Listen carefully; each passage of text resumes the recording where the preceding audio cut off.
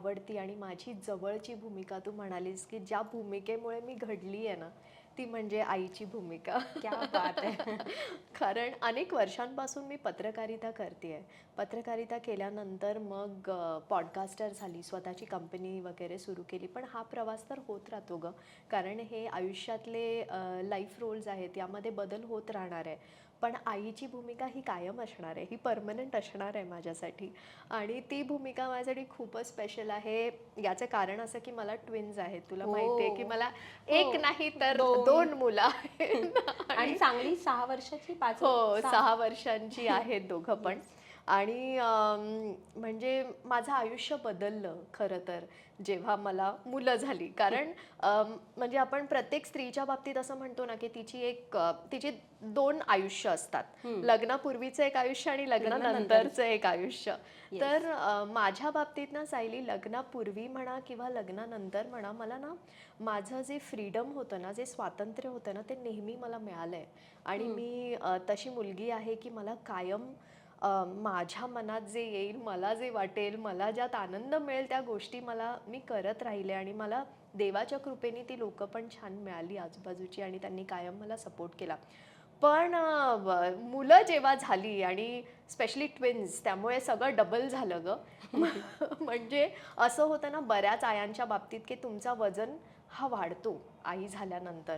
तुम्हाला double chin येतं, तुमचं वजन वाढतं, तुम्ही एकदम त्यात अशा डबल ना? हां. तर माझ्या येस. बाबतीत तर उलटच झालं. म्हणजे माझा जो वजन होता त्यापेक्षा आता कमी झाला. कारण त्यांच्या मागची धावपळ आणि सगळ्याच गोष्टी.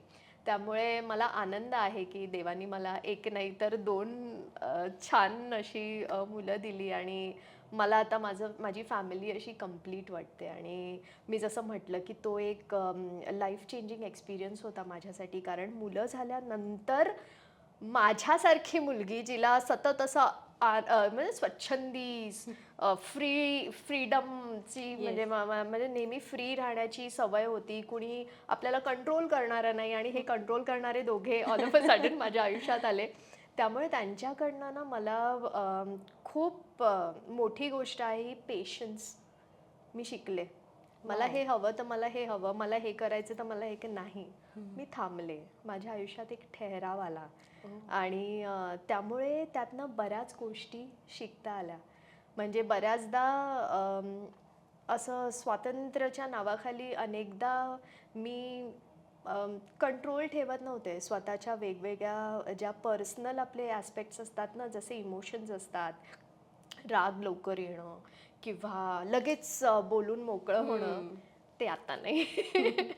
आता डोक्यावर बर्फ ठेवावा लागतो हो. म्हणजे. आणि आता त्यांच्यामुळे ना इतकं ते छान आत्मसात झालंय ना मला, की मी खूप कंट्रोलमध्ये छान राहते, पॉझिटिव्हिटी असते, शांत झाली आहे मी. आणि त्यांच्यामुळे खूप गोष्टी आपण जेव्हा शांत होतो ना, जेव्हा तो ठहराव येतो ना, तेव्हा आपण त्या गोष्टींविषयी एक अभ्यास कळतो आपल्याला त्यामागचा. आपण गोष्टी ॲनलाईज करायला सुरू करतो, ऑब्झर्व्ह करायला सुरू करतो. त्यानंतर कळतं की आपण जे करतोय ते योग्य आहे का? तर तो जो ठहराव असतो ना आयुष्यातला, तो हं. सहज मिळत नाही असं मला वाटतं. आणि त्या दोघांमुळे माझ्या आयुष्यात तो ठहराव आलाय.